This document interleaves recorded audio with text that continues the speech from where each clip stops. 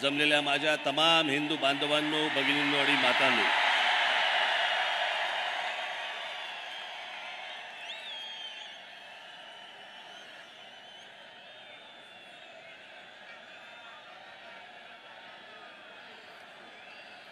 मला कल्पना आहे की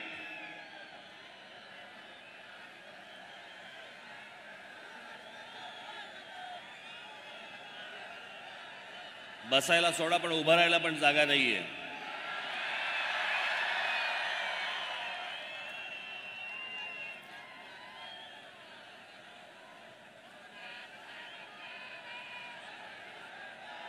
माझी आपणा सर्वांना नम्र विनंती आहे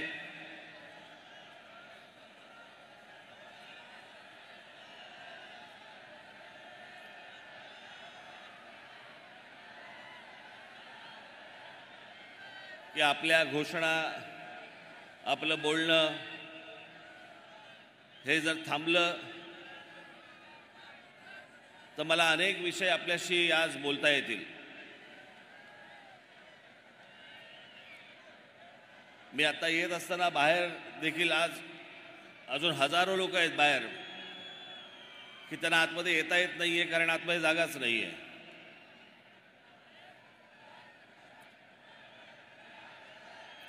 आज सर्वप्रथम मी आपणा सर्वांना 1 मेच्या महाराष्ट्र दिनाच्या सर्वांना मनपूर्वक शुभेच्छा देतो. कामगार दिनाच्या मनपूर्वक शुभेच्छा देतो आणि बोलायला सुरुवात करतो.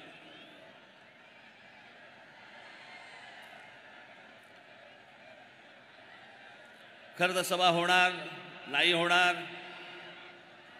राज ठाकरेंनी सभा घ्यावी न घ्यावी,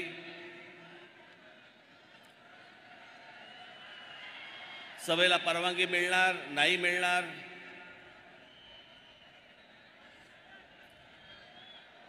खरं तर हे का ही गोष्ट केली मला अजूनपर्यंत समजलेली नाही.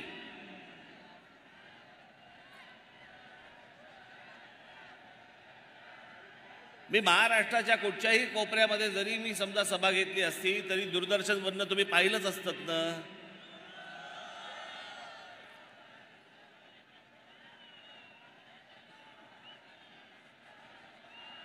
मुंबईला गुढीपाडव्याच्या दिवशी एक सभा घेतली,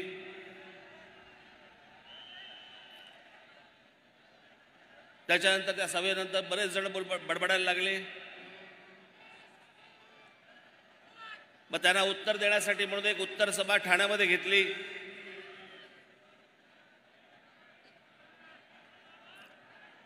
खरं तर 2च सभा मी घेतल्या.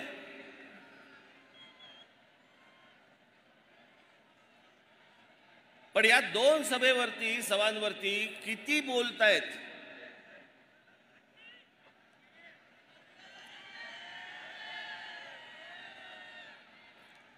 आणि मग ही ज्यावेळेला ठाण्याची सभा ज्यावेळेला झाली त्यावेळेला माझ्या दिलीप धोत्रेंनी मला फोन केला.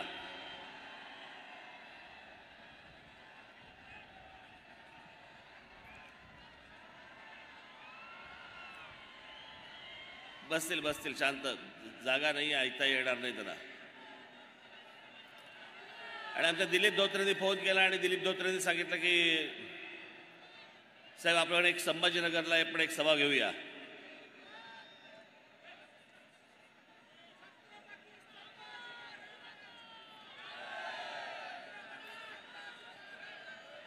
आणि म्हटलं हा तर संभाजीनगर हा तर महाराष्ट्राचा मध्य,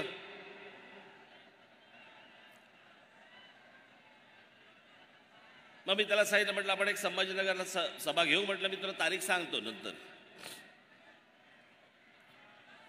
आता हा विषय फक्त संभाजीनगर पुरता मर्यादित नाही. माझ्या ह्याच्या पुढच्या सगळ्या सभा या सगळ्या मराठवाड्यातल्या प्रत्येक जिल्ह्यामध्ये होणार आहेत.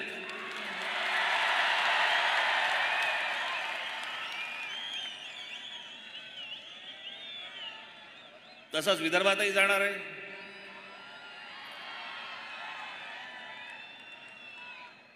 आपल्या कोकणातही जाणार आहे, उत्तर महाराष्ट्रातही जाणार आहे, पश्चिम महाराष्ट्रातही जाणार आहे.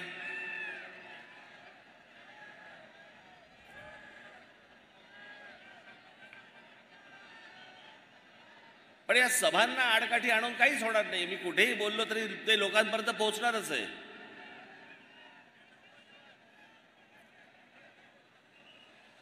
कोंबडा झाकायचं ठरवलं तरी ते उगवायचं थोडी राहतं.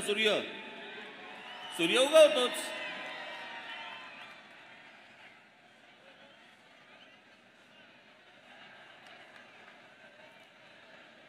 पण आज या ऐतिहासिक संभाजीनगरमध्ये जी काय उरली सुरली जी काय आहे ती म्हटलं आता जरा संभाजीनगरमध्ये काढू.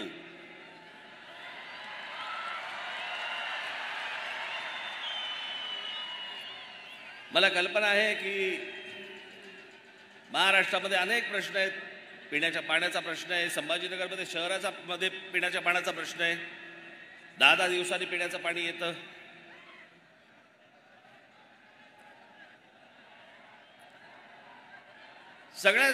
सगळेच अडचणी आहेत. सगळेच प्रश्न प्रलंबित आहेत. मला याची संपूर्ण कल्पना आहे.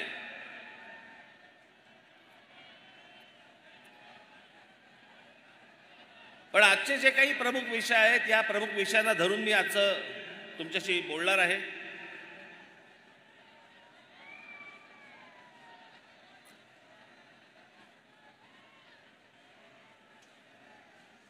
आज या संभाजीनगरमध्ये खरं तर या संभाजीनगरचं ह्याचं मूळ नाव खडकी.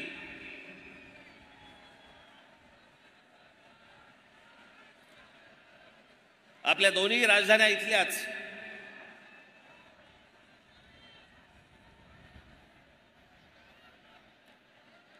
एक आमचा देवगिरीचा किल्ला आणि त्याच्या अगोदरची आमची पैठण.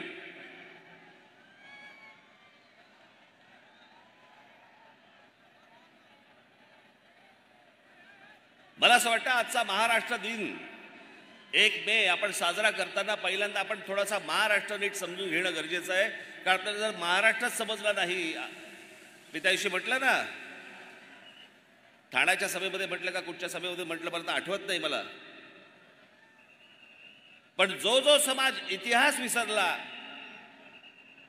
त्याच्या पायाखालचा भूगोल सटकलेला आहे. त्याच्या पायाखालची जमीन सटकलेली आहे.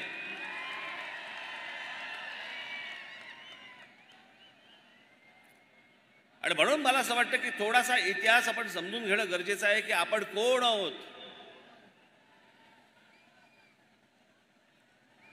आपण महाराष्ट्राचे आहोत. आपण मराठी आहोत.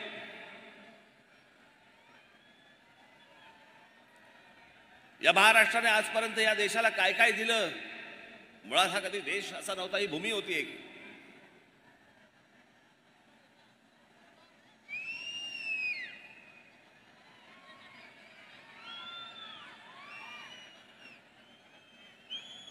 पण आमच्या ज्ञानेश्वर गेल्यानंतर ज्या वेळेला अल्लाउद्दीन खिलजी ज्या वेळेला महाराष्ट्रामध्ये इथे आला,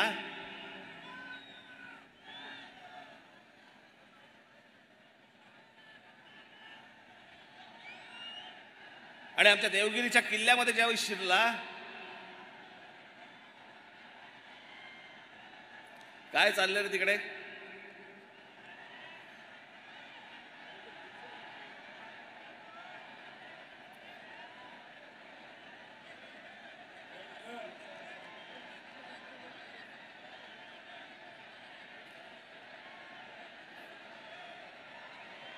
जर कोणी टाळकी जर काही गडबड करायला आली असेल तिथल्या तिथे हाणा.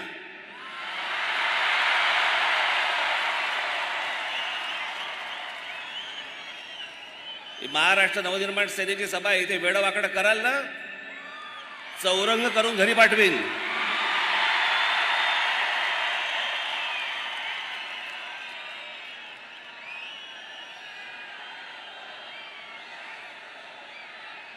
बसा बसा. लगेच बघायला लागले काय झालं काय झालं. काय नाही झालं. बसा.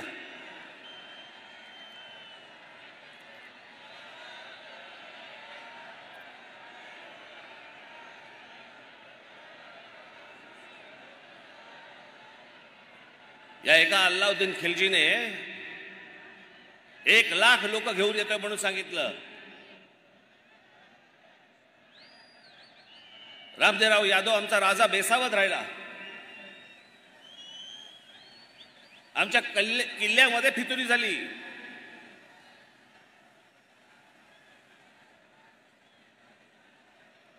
आणि ते 1 लाख लोक नव्हतीच येणारी.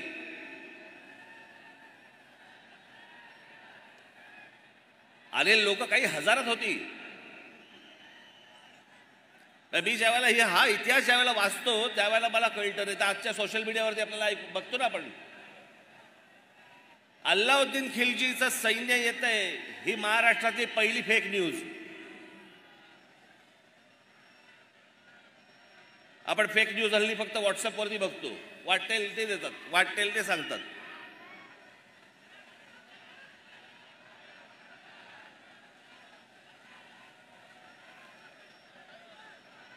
आमच्या महाराष्ट्राची कन्या रामदेवराव यादवांची मुलगी हिला अल्लाउद्दीन खिलजी पळवून घेऊन गेला.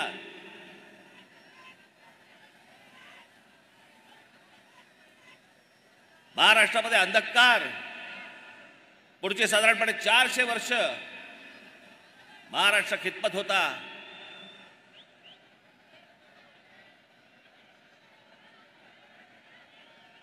या महाराष्ट्रातल्या माझ्या माता भगिनींवरती अत्याचार होत होते, बलात्कार होत होते, मंदिरं पाडली जात होती.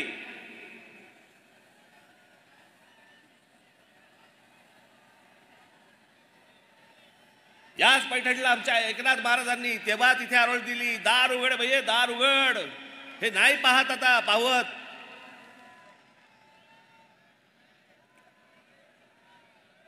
आणि या 1630ला दार उघडलं. आमच्या छत्रपतींचा जन्म झाला.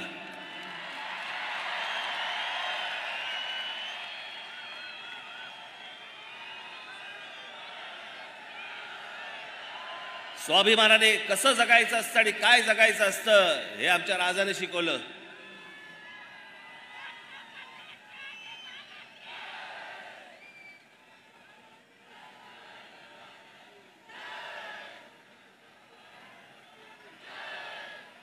महाराज गेले.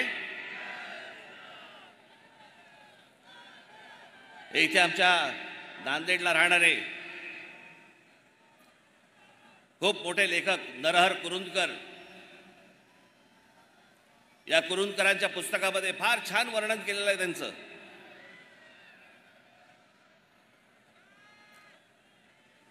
छत्रपती शिवाजी महाराज म्हणजे कोण होते? आपण फक्त काय विचार करतो, अफजल खानाचा कोथळा पाडला, शाहिस्ते खानाची बोटं छाटली, आग्र्यावरून तिथून निसटले. पण केवळ 50 वर्षाचं आयुष्य, 50 वर्षाचं आयुष्य. इतका मोठा हा राजा, हा बादशाह औरंगजेब, हा शिवाजी महाराजांना तिथून निसटल्यावरती मारण्यासाठी म्हणून इथे आला, सगळं काही सोडून. महाराष्ट्रामध्ये औरंगजेब आलाय 1681 साली आणि महाराजांचा मृत्यू झालाय, महाराजांचं निधन झालंय 1680 साली. औरंगजेबाला माहित नव्हतं का की ज्याच्यासाठी म्हणून आपण महाराष्ट्रामध्ये चाललेलो आहोत तो माणूसच राहिलेला नाहीये, आपण कशासाठी चाललोय? तरी पुढची 27 वर्ष हा औरंगजेब या महाराष्ट्रामध्ये इथे राहिला आणि इथं मेला. 27 वर्ष परत कधी आग्र्याला गेलेला नाहीये. इथे संभाजीराजे त्यांच्याशी लढले, संताजी धनाजी लढले, राजाराम महाराज लढले, ताराराणी साहेब लढल्या.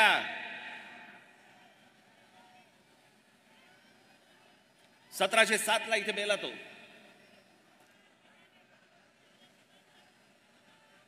औरंगजेबाने जी पत्र पाठवलेली आहेत ना, ती जी पत्र पाठवलेली आहेत त्या पत्रामध्ये तो कोणाचाही उल्लेख नाही करत. त्या पत्रामध्ये फक्त उल्लेख करतोय शिवाजी अजून मला छळतोय. ती जी प्रेरणा आहे ज्याच्यावरती हे सगळे लढतायत त्या प्रेरणेला तो शिवाजी म्हणतोय. तो वेडा नव्हता, खुळा नव्हता. त्या औरंगजेबाला फक्त कळलं होतं की शिवाजी व्यक्ती नाहीये, शिवाजी हा विचार आहे.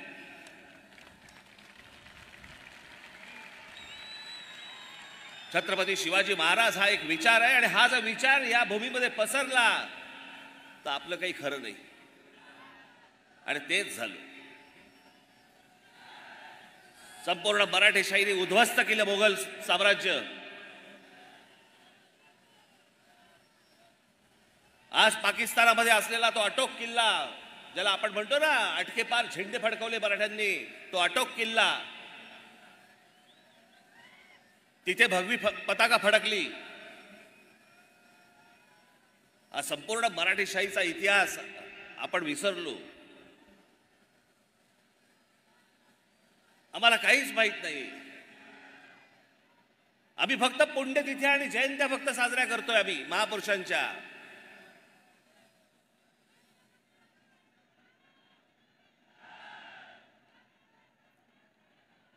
आमच्या डॉक्टर बाबासाहेब आंबेडकरांचं काय वाक्य आहे. ते म्हणाले आमच्या लोकांच्या अंगामध्ये म्हणे देवी येते, भूत येतात, सगळ्या गोष्टी होतात. काय वाक्य आहे त्यांचं, अप्रतिम वाक्य आहे. त्याच्यात बाबासाहेब म्हणतात, ज्या दिवशी या देशातल्या या समाजाच्या अंगामध्ये शिवाजी नावाचं भूत येईल ना, त्या दिवशी अख्खं जग पादाक्रांत करून टाकू आपण.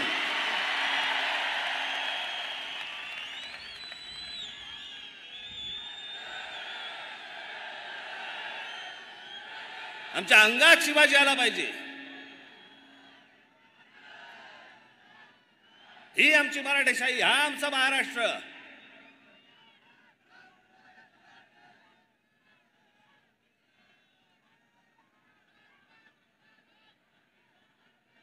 आज काय महाराष्ट्राची परिस्थिती झाली आहे. आमच्या महाराष्ट्राची आबरू वेशीवरती टाकली जाते. रोज आमच्या ते महाराष्ट्रामधले नेते वाटतील ते बरळतायत, वाटतील ते बोलतायत.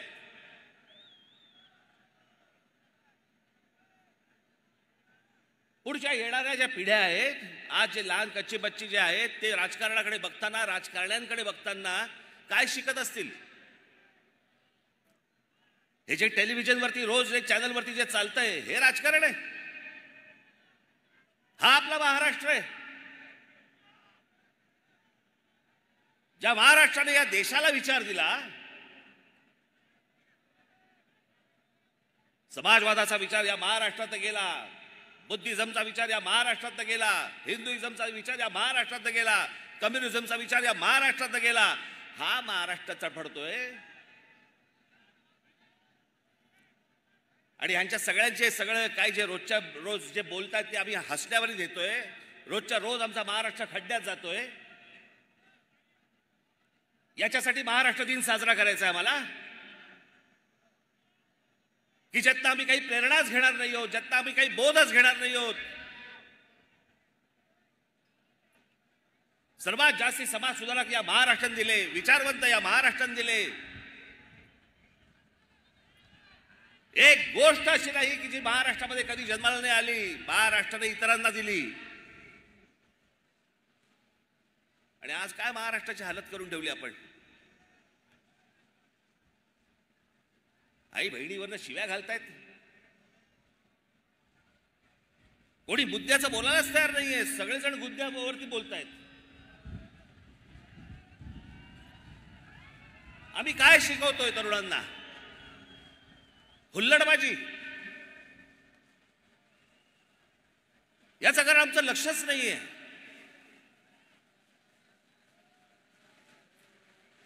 राज ठाकरेंचं भाषण आहे, हल्ला गुल्ला करा, घोषणा द्या, बस निघालो आम्ही.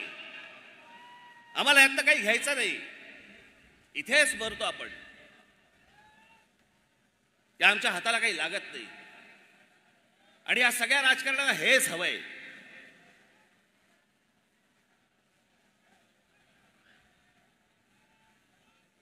माझी 2 भाषणं काय झाली, त्याच्यावरती सगळे काय फडफडायला लागले.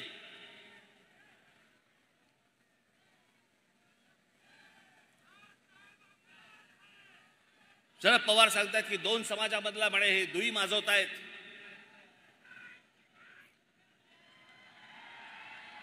हे महाराष्ट्र आणि देशासाठी म्हणे योग्य नव्हे.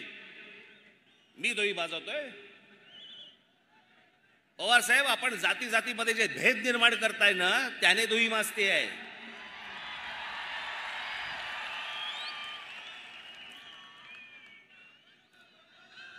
प्रत्येक व्यक्ती जातीतनं बघायची. हातामध्ये पुस्तक घेतल्यानंतर पुस्तकाचा लेखक कोणत्या जातीचा आहे त्याचा विचार करून बोलायचं.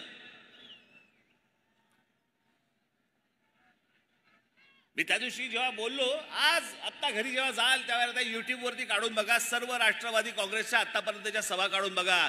कधीतरी शरद पवार साहेबांनी महाराजांचा, छत्रपती शिवाजी महाराजांचा उल्लेख केलाय का? आत्ता बोलायला सुरुवात झाली. आत्ता सुरुवात झाली मी बोलल्यावरती.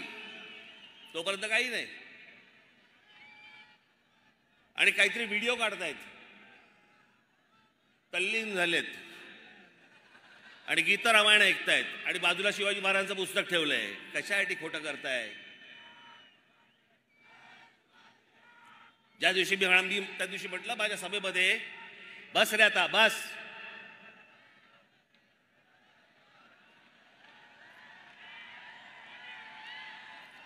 त्या दिवशी जेव्हा मी म्हटलं की शरद पवार साहेब हे नास्तिक आहेत, लागलं झोमलं.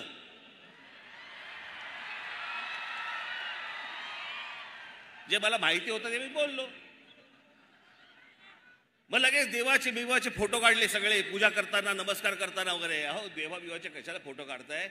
आपली कन्या लोकसभेमध्ये बोलली आहे की माझे वडील नास्तिक आहेत. आता याहून अधिक काय पुरावा देऊ मी? जिकडे सभा घेतायत तिकडे बोलतायत.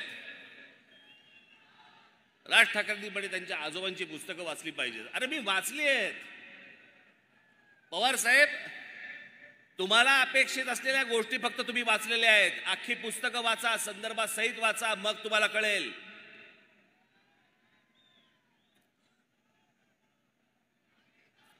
माझ्या आजोबांनी जे लिहून ठेवलंय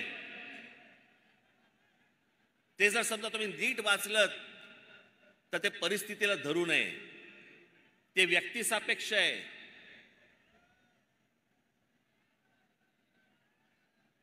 जातीपातीमध्ये भेद निर्माण करणारा नव्हे.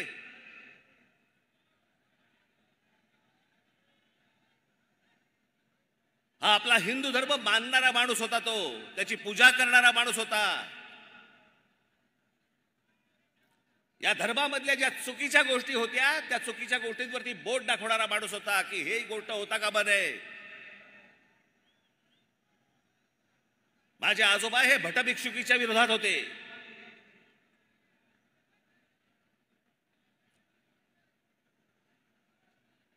धर्म मानणारा माणूस होता. म्हणून मी आज पवार साहेबांसाठी काही संदर्भ आणलेत.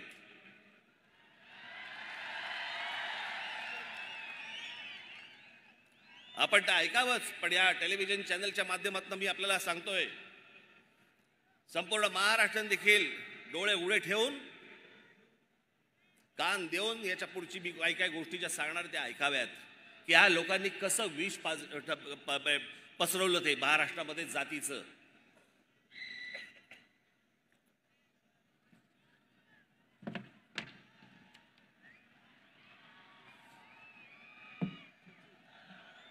मी प्रबोधनकारांच्या काही पुस्तकं आणि त्यातले संदर्भ खास करून पवार साहेबांना सांगण्यासाठी म्हणून इथे लिहून आणलेत की जर जमलं तर आपण हे वाचावेत. पवार साहेब, माझ्या आजोबांचं पहिलं पुस्तक आहे माझी जीवनगाथा. म्हणजे पहिलं पुस्तक म्हणजे शेवटचं पुस्तक त्यांचं, पण त्यांचं चरित्र आहे. त्याच्यामध्ये पान क्रमांक 101 वरती हिंदू धर्माच्या प्रचाराबाबत केलेलं काम आणि ख्रिश्चन मिशनरींना विरोध म्हणून हिंदू मिशनरी चळवळ स्थापन करणारा माझे आजोबा होते.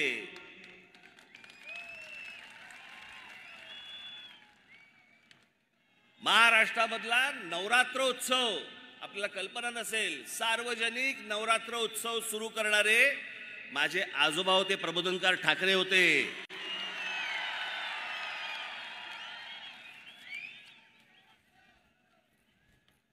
त्यांचं एक पुस्तक आहे ऊठ मराठा ऊठ. या पुस्तकामध्ये हिंदू धर्मीयांवरच्या अत्याचाराबाबतची माहिती आहे. पवारसाहेब जरूर वाचा. प्रबोधनमधील प्रबोधनकार यांचा खंड क्रमांक 1 प्रतापगडावरच्या भवानीवरचं संकट हे वाचा. रायगडचे ग्रामण्य वाचा. राष्ट्रसेवा हिंदूंचा राजधर्म वाचा. आपल्याला जेवढं पाहिजे ना तेवढंच वाचू नये. हे जे विष या माणसाने जे कालवलं ना, मी जे सतत सांगतोय की राष्ट्रवादीचा जन्म झाल्यानंतर महाराष्ट्रामध्ये जातीपातीचं राजकारण मोठ्या प्रमाणावरती सुरू झालं. जात प्रत्येक जण मानत होता, जात प्रत्येकाला प्रिय होती, पण दुसऱ्या जातीबद्दलचा द्वेष हा राष्ट्रवादी काँग्रेसच्या जन्मानंतर सुरू झाला.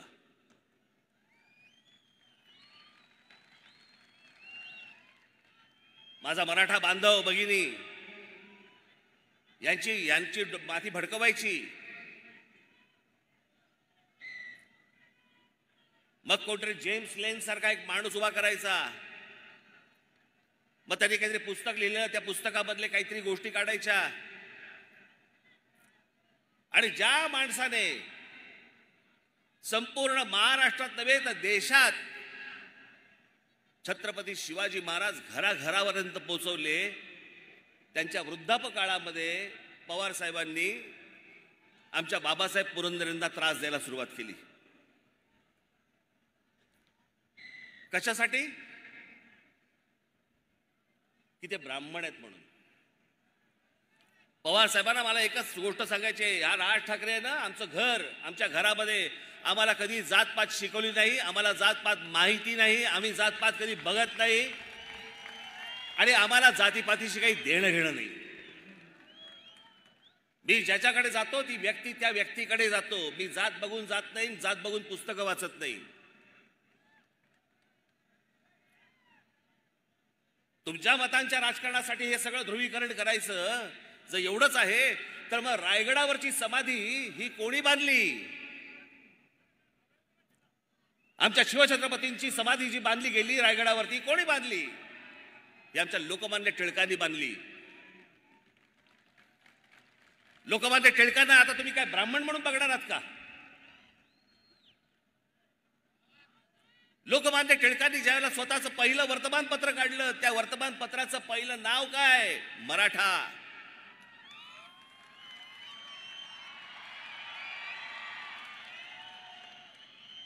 हे पवार साहेब कधी सांगणार नाहीत. आता जेम्स लेन इतकी वर्ष बघा ही माणसं सत्तेमध्ये होती, खेचून आणायचा होता त्या जेम्स लेनला, विचारायचा होता तुला कोणी सांगितलं हे? त्या जेम्स लेनची आता इंडिया टुडेने मुलाखत घेतली. त्या मुलाखतीमधले फक्त 4 प्रश्न मी तुम्हाला दाखवायला आणलेत. ते 4 प्रश्न फक्त आपण बघून घ्या. दाखव रे. 1 मिनिट थांबा. ही जेम्स लेनची मुलाखतीतला काही भाग आहे. छत्रपती शिवाजी महाराजांची अपमानकारक माहिती तुम्हाला कोणी पुरवली होती? तुम्ही प्रश्न चुकीच्या पद्धतीने विचारत आहात. हे जेम्स लेन सांगतोय, मला कोणीही माहिती पुरवली नाही. माझं पुस्तक लोकांमध्ये प्रचलित असलेल्या कथांबद्दल आहे. या कथा सांगत असलेल्या लोकांनी नरेटिव्ह सेट करून ठेवलं त्याबद्दल आहे. काही लोक रामदास यांना शिवाजी महाराजांचे गुरु मानतात, तर काही तुकाराम महाराज यांना शिवाजी महाराजांचे गुरु मानतात. यातलं खरं काय आहे त्यात मला काही रस नाही. पण एक गट पहिल्या नरेटिव्हच्या बाजूने आहे तर दुसरा दुसऱ्या नरेटिव्हच्या बाजूने आहे. असं का? पुढे तुमच्याकडे असलेल्या अपमानकारक माहितीचा आधार काय? जेम्स लेन, माझं पुस्तक काळजीपूर्वक वाचणाऱ्यांच्या लक्षात येईल की मी कुठलंही ऐतिहासिक तथ्य मांडल्याचा दावा केलेला नाही. मी शिवाजी महाराजांचा अपमान केलाय अशी टीका करणाऱ्यांनी चुकीचा अर्थ काढलाय. पुन्हा सांगतो, मी कथांबद्दल बोलतोय, इतिहासातील तथ्यांबद्दल नाही. पुढे या विषयाबाबत तुमचं बाबासाहेब पुरंदरेंशी बोलणं झालं होतं का? त्यांचं म्हणणं काय होतं? मी कधीही बाबासाहेब पुरंदरेंशी एका शब्दानेही बोललेलो नाही. पुढे महाराजांबद्दलचे अपमानकारक शब्द तुम्ही मागे घेतले ते कशामुळे? युक्तिवाद करताना मी पुरेशी काळजी घेतली नाही, त्याचा परिणाम इतरांना भोगावा लागला. ज्याच्यावरनं 10-15 वर्ष राजकारण केले या महाराष्ट्रामध्ये पवारसाहेब तुम्ही, तो जेम्स लेन सांगतो मी कोणालाही भेटलेलो नाहीये आणि ते माझं ऐतिहासिक पुस्तक, माझ्या ज्यामध्ये इतिहास नाहीये. तुमची केंद्रामध्ये सत्ता होती, तुम्ही कृषी मंत्री होतात, का नाही फरफटत आणला त्याला? का महाराष्ट्राची डोकी फिरवलीत? कशासाठी हे विष पाजलत तुम्ही लोकांना? कशासाठी विष पाजलत? नवीन वाद उकरून काढायचे. शिवाजी महाराजांचे गुरु रामदास स्वामी होते का नव्हते? रामदास स्वामींकडे परत तुम्ही जातीने बघणार आहात? रामदास स्वामी कधी बोलले की मी शिवाजी महाराजांचा गुरु होतो? की शिवाजी महाराज कधी बोलले की रामदास स्वामी माझे गुरु होते म्हणून? गुरु शिष्याचा नात्याचा काही संबंधच येत नाही.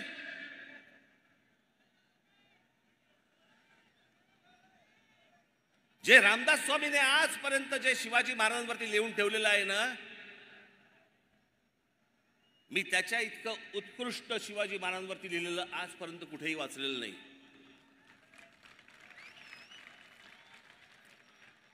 जे त्यांनी लिहून ठेवलंय ना, निश्चयाचा महामेरू, बहुत जनासे आधारू, अखंड स्थितीचा निर्धारू, श्रीमंत योगी, त्याच्यातल्या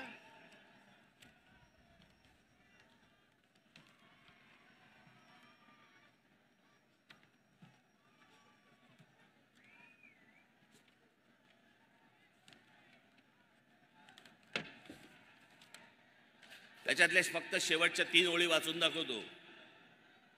लाऊडस्पीकर वरती येणार पण थोड्या वेळाने.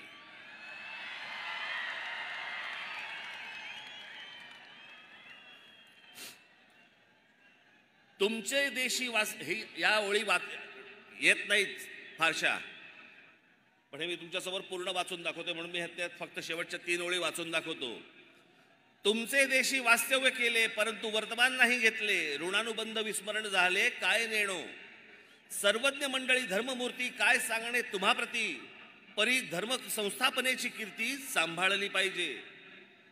उदंड राजकारण तटले तेणे चित्त विभागिले, प्रसंग नसता लिहिले क्षमा केली पाहिजे. रामदास स्वामी छत्रपतींना सांगतायत क्षमा केली पाहिजे. माफ करा, मला मी लिहिलंय तुम्हाला पण मला माफ करा. गुरु शिष्याला लिहितो, कुठच्या शाळेतला शिक्षक जरा दाखवा मला. मी इतकं वर्ष शिकलो, मला नाही आजपर्यंत आठवत कुठच्या शिक्षकांनी मला माफी मागितली माझी. आणि ही माफी नाहीये, यात प्रेम आहे. हे जातीपातीच्या विषापासून तुम्ही सगळ्यांनी दूर राहणं गरजेचं आहे. या पवार साहेबांना हिंदू या शब्दाचीच मुळात ॲलर्जी आहे.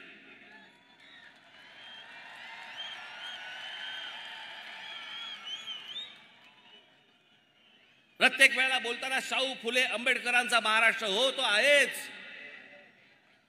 आमच्या शाहू फुले आंबेडकरांचा महाराष्ट्र आहे, पण त्याआधी आमच्या शिवछत्रपतींचा महाराष्ट्र आहे. त्यांचा विचार घेऊन ते पुढे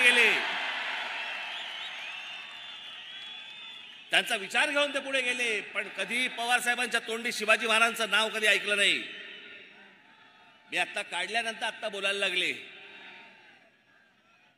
आणि हल्ली काय गोष्टी काय लपून राहत नाहीत. त्या सगळ्या राष्ट्रवादीच्या सभा तुमच्या समोर आहेत, घरी जाऊन बघू शकता. फोटो पण नसतो, फोटो पण कधी नसायचा, आता सुरू केलं लावायला. या सगळ्या गोष्टींपासून मी हे मुद्दामून आपल्याला सांगतोय, कारण हे जे सत्य जे चालू आहे ना त्यांचं. आणि पवार साहेब, पहिली गोष्ट आपल्याला निश्चितपणे सांगतो, मी जात मानत नाही, मला जातीशी काही देणं घेणं नाही. इथे कोणा ब्राह्मणांची बाजू घेण्यासाठी म्हणून मी पण उभा नाहीये आणि कोणाचीच बाजू घेणार नाहीये. महाराष्ट्र असा कधी नव्हता. याच आमच्या शिवछत्रपतींनी आम्हाला शिकवलं. 18 पगड जातींना घेऊन स्वराज्याची स्थापना केली. या 18 पगड जाती या महाराष्ट्रासाठी झटत होत्या. त्या 18 पगड जातींमध्ये विष घालवलं तुम्ही का? तुम्हाला सगळ्यांमधनं मतं पाहिजेत म्हणून, आमदार निवडून यायला पाहिजेत म्हणून? अहो, एवढ्याशा छोट्याशा गोष्टीसाठी म्हणून हे कालवलेलं विष कुठपर्यंत गेले बघा. शाळा कॉलेजपर्यंत गेलं. शाळेमध्ये मुलं एकमेकांकडे जी सहज जायची, सहज भेटायची, ती आता विचार करायला लागली, हा कोणत्या जातीचा आणि तो कोणत्या जातीचा, याच्याशी मैत्री करू की नको, ह्याच्याशी मैत्री करावी, इथपर्यंत घाण राजकारण आणलं. आणि म्हणून महाराष्ट्र दिवस साजरा करायचा आम्ही. मी त्या दिवशी म्हटलं ना, अरे आम्ही जातीतनं बाहेर येत नाही आहोत. आम्ही हिंदू कधी होणार, आम्ही मराठी कधी होणार.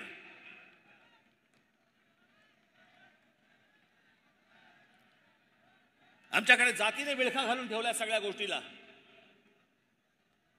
याच्या उपर आम्ही बघायला तयार नाही आहोत. ज्या महाराष्ट्राने इतके उदात्त विचार या महाराष्ट्राने दिले तो महाराष्ट्र जातीत सडतोय.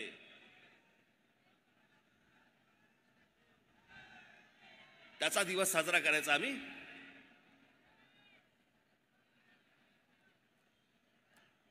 या महाराष्ट्रामध्ये अनेक गोष्टी आहेत. ह्या आता लाऊडस्पीकरचा विषय,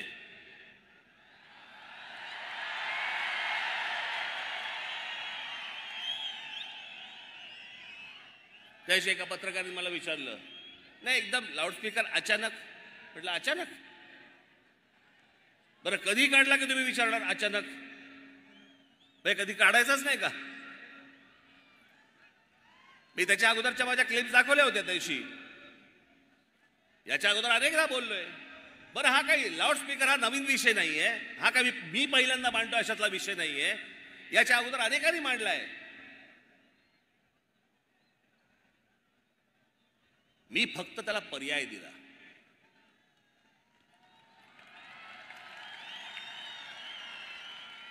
की लाऊडस्पीकर मशिदींवरचे लावून जर समजा तुम्ही गोंगाट करणार असाल तर त्या मशिदींच्या बाहेर आम्ही हनुमान चालीसा पढू, मोठ्याने लावू.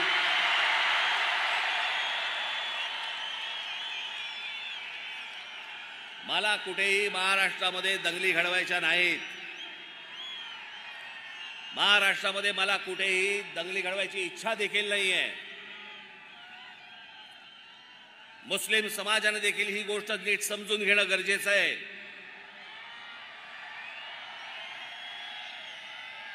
त्या दिवशी माझ्याकडे नाशिकला एक जण पत्रकार आले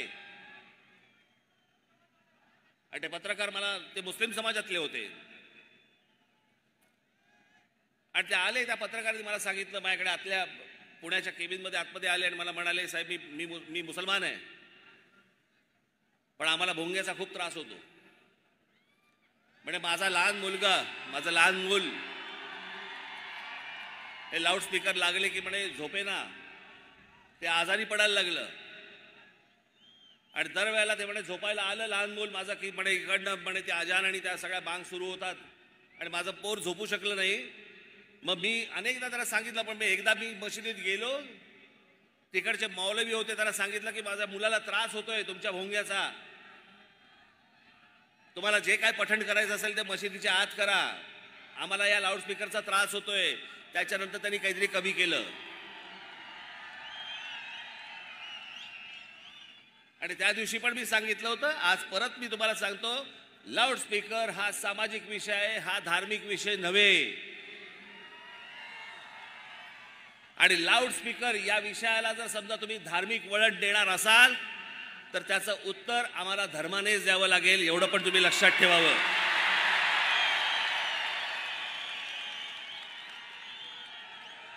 आमची इच्छा नसताना आम्हाला टोकाची भूमिका घ्यायला लावू नका. महाराष्ट्रामधली शांतता आम्हाला बिघडवायची नाही, इच्छाही नाही, गरजही नाही. परंतु जर समजा उत्तर प्रदेशमध्ये जर समजा लाऊडस्पीकर जर उतरवले जाऊ शकतात तर माझ्या महाराष्ट्रात का नाही उतरवले जाऊ शकत? सगळेच्या सगळे लाऊडस्पीकर हे अनधिकृत आहेत. सगळेच्या सगळे लाऊडस्पीकर अनधिकृत आहेत. सुप्रीम कोर्टाने सांगितलं पण आहे की स्थानिक पोलीस स्टेशनला किंवा त्यांना विचारल्याशिवाय तुम्ही लाऊडस्पीकर लावू शकत नाही, त्यांची परवानगी घ्यावी लागते. किती मशिदींकडे परवानगी आहेत?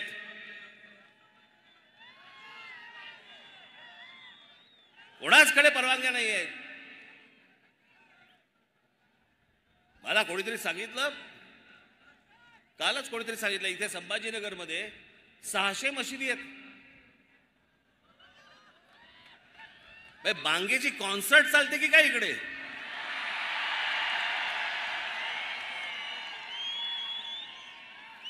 असं फक्त संभाजीनगरमध्ये नाही, अख्ख्या देशभर आहे. हे संपूर्ण देशातले लाऊडस्पीकर पहिले खाली आले पाहिजे. सगळ्यांना समान धर्म असला पाहिजे. प्रत्येक वेळेला आम्हीच का भोगायचं? आम्हाला सभा घ्यायची असली की लगेच सांगतात की नाही नाही हा सायलेन्स झोन आहे, इथे शाळा आहे. रात्रीची कुठची शाळा?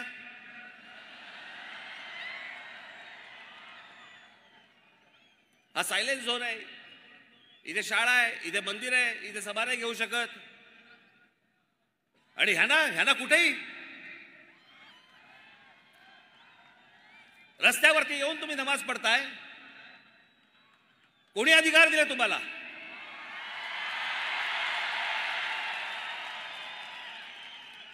माझी शासनाला पण नम्र विनंती आहे.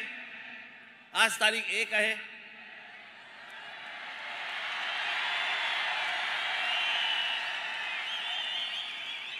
उद्या तारीख 2 आहे.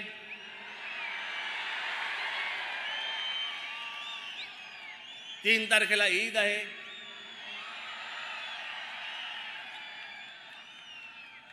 त्यांच्या सणामध्ये मला कुठच्याही प्रकारचं विष कालवायचं नाही. 4 तारखेपासून ऐकणार नाही.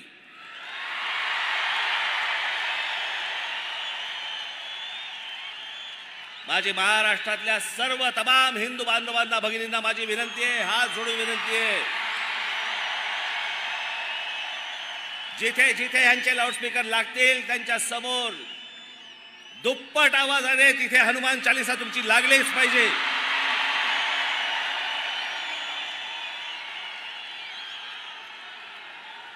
विनंती करून जर समजत नसेल तर आमच्या समोर दुसरा पर्याय उरत नाही.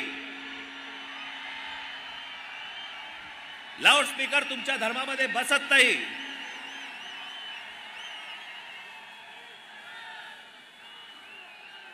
जे सुप्रीम कोर्टाचे नियम म्हणून सांगताय ना, त्या सुप्रीम कोर्टाच्या नियमामध्ये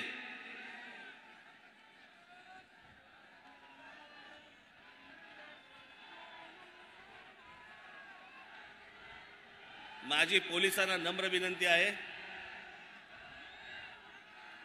जर हे सभेच्या वेळेला हे बांग जर सुरू करणार असतील, आपण आत्ताच्या आत्ता ताबडतोब तोंडात बोळा कोंबावा. ह्यांना जर सहज सरळ मार्गाने जर समजा समजत नसेल तर मग त्याच्यानंतर महाराष्ट्रात काय होईल मला माहिती नाही.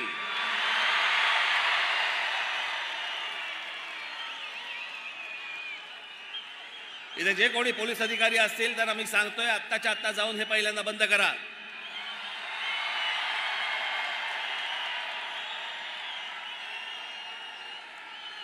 आणि माझं एक म्हणणं आहे या बाबतीत, त्यांना जर समजा सरळ भाषेमध्ये समजत नसेल ना तर एकदा काय ते तिच्या आईला होऊनच जाऊन देत.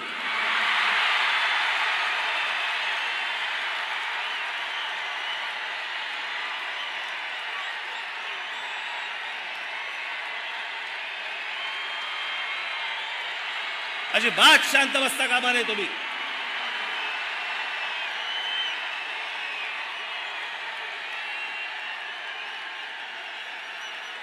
संभाजीनगरच्या पोलिसांना माझी हात नम्र विनंती परत करतोय, मी आपल्याला परत सांगतोय,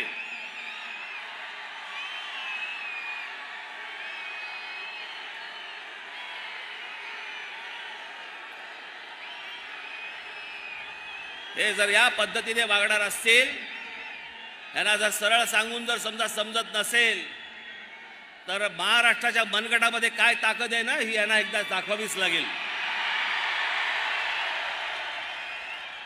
आणि म्हणून माझी पोलिसांना विनंती आहे की हे पहिल्यांदा थोबाडं बंद करा या लोकांची. माझी संपूर्ण देशवासियांना, अख्ख्या संपूर्ण देशातल्या माझ्या हिंदू बांधवांना, भगिनींना माझी विनंती आहे की बिलकुल मागचा पुढचा काही विचार करू नका. हे भोंगे उतरले गेलेच पाहिजेत. सगळ्या धार्मिक स्थळांवरचे, मग उद्या मंदिरांवरचे असतील तरी उतरले गेले पाहिजेत, पण ह्यांचे उतरल्यानंतर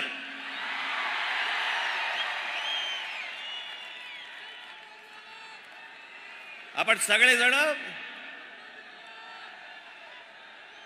आज ही परिस्थिती आहे, अभी नहीं तो कभी नहीं. माझ्या देशातल्या सर्व देशवासियांना, माझी सर्व हिंदू बांधवांना, भगिनींना माझी विनंती आहे, जर हे 3 तारखेपर्यंत ऐकले नाही, 4 तारखेला हनुमान चालीसा प्रत्येक ठिकाणी मला ऐकू आलंच पाहिजे. पोलिसांकडनं वाटल्यास रीतसर परवानगी घ्या, लाऊडस्पीकरची परवानगी घ्या, त्यांना द्यावीच लागते. पण ती परवानगी घेऊन आपण या सगळ्या गोष्टी जोरात कराल आणि सामाजिक दृष्ट्या हा इतके वर्षाचा प्रलंबित प्रश्न हा कायमचा निकाली लागेल याच्यासाठी सगळ्यांनी आपण हातभार लावावा ही नम्र विनंती करतो आणि आपणा सर्वांची मी रजा घेतो. धन्यवाद. जय हिंद, जय महाराष्ट्र. सभेची सांगता राष्ट्रगीताने होईल.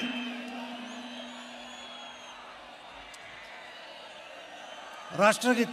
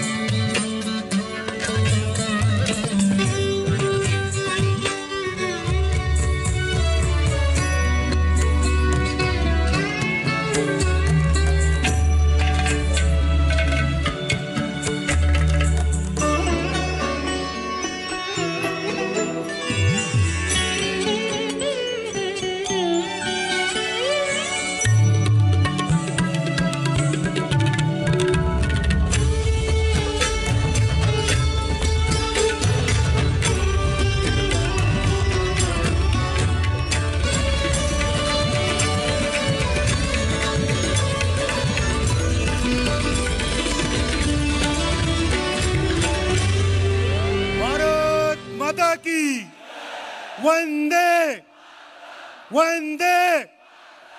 गर्व से कहो, गर्व से कहो माननीय राजसाहेब ठाकरे यांचं. माझी आपणा सर्व बांधवांना माझी विनंती आहे, इथे आलेल्या आपल्या सर्व माता भगिनींना आपण सर्वप्रथम सुरक्षित जाण्यासाठी आपण त्यांना सर्वांना वाट करून द्यावी. त्या व्यवस्थित सुरक्षित बाहेर पडतील याची आपण सर्वांनी दक्षता घ्यावी.